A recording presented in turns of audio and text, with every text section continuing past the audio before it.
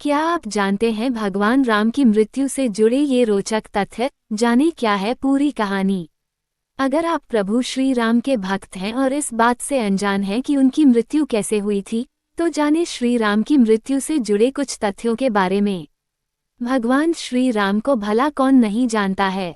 जब भी बात आती है रामायण की, प्रभु श्री राम की छवि मानस पटल पर अंकित हो जाती है। श्री राम को विष्णु जी के 7वें अवतार के रूप में पूजा जाता है और पुराणों व शास्त्रों में भी उनकी महिमा का बखान होता है। त्रेता युग के पालनहारे प्रभु श्री राम को भक्त आज भी पूरे श्रद्धा भाव से पूजते हैं और उनकी भक्ति में सराबोर हो जाते हैं। प्रभु श्री राम के जीवन से जुड़ी कुछ ऐसी अनसुनी कहानियां हैं जो आज भी सोचने पर मजबूर कर देती हैं। ऐसी ही अनसुनी कहानी में से एक है श्री राम की मृत्यु से जुड़ी रोचक कथा। आप सभी के मन मस्तिष्क में भी कई बार ये प्रश्न जरूर आया होगा कि श्री राम जब भगवान का ही अवतार थे तो उनकी मृत्यु कैसे हुई। इस बारे में हमने नई दिल्ली के जाने माने पंडित, एस्ट्रोलॉजी, कर्मकांड, पितृदोष और वास्तु विशेषज्ञ प्रशांत मिश्रा जी से बात की। उन्होंने हमें कुछ रोचक तथ्यों से अवगत कराया। आइए जाने प्रभु श्री राम की मृत्यु से जुड़ी कथाओं के बारे में। प्रभु श्री राम का जन्म रामायण और अन्य पुराणों के मुताबिक प्रभु श्री राम का जन्म 5114 ईसा पूर्व हुआ था। प्रभु श्री राम अयोध्या के राजा दशरथ के बड़े बेटे थे। उन्हें भगवान विष्णु का अवतार कहा जाता है। यही नहीं, उनके विशेष कृत्यों की वजह से उन्हें मर्यादा पुरुषोत्तम के नाम से भी जाना जाता है। प्रभु श्री राम से अयोध्यावासी काफी प्यार करते थे और उनके वनवास जाते ही वो अत्यंत दुखी हो गए। कैसे हुई प्रभु श्री राम की मृत्यु?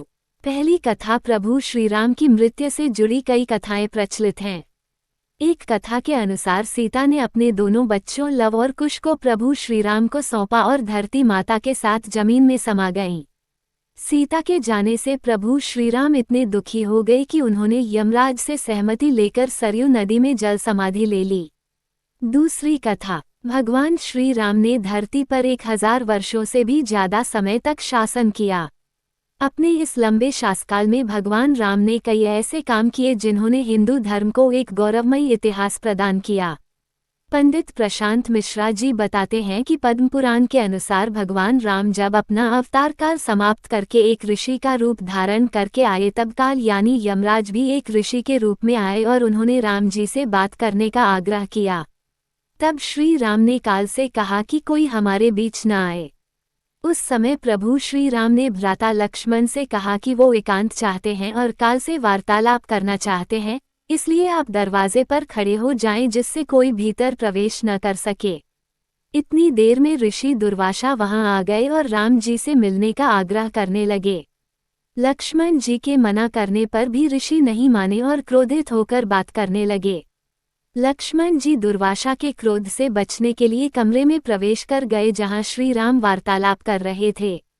ये देखकर श्री राम भी लक्ष्मण पर कुपित हुए और उन्हें मृत्यु दंड न देकर देश निकाला दे दिया। लक्ष्मण जी के लिए वह भी मृत्यु समान ही था, इसलिए वो सरयू नदी में समा गए और शेषनाग का रूप धारण कर लिया। भाई की जल समाधि से आहत होकर श्री राम ने भी जल समाधि का निर्णय लिया। वो सरयू नदी के अंदर गए और भगवान विष्णु का अवतार ले लिया। इस तरह श्री राम ने मानव शरीर त्याग दिया और बैकुंठ धाम चले गए। वास्तव में ये कथा भगवान श्री राम के जीवन से जुड़ी सबसे रोचक कथाओं में से एक है और ये प्रभु श्री राम के मनुष्य रूप को त्यागकर वापस विष्णु रूप में आने के बारे में बताती है। अगर आपको यह अच्छा लगा हो तो इसे शेयर जरूर करें। Please like, share and subscribe करें। धन्यवाद।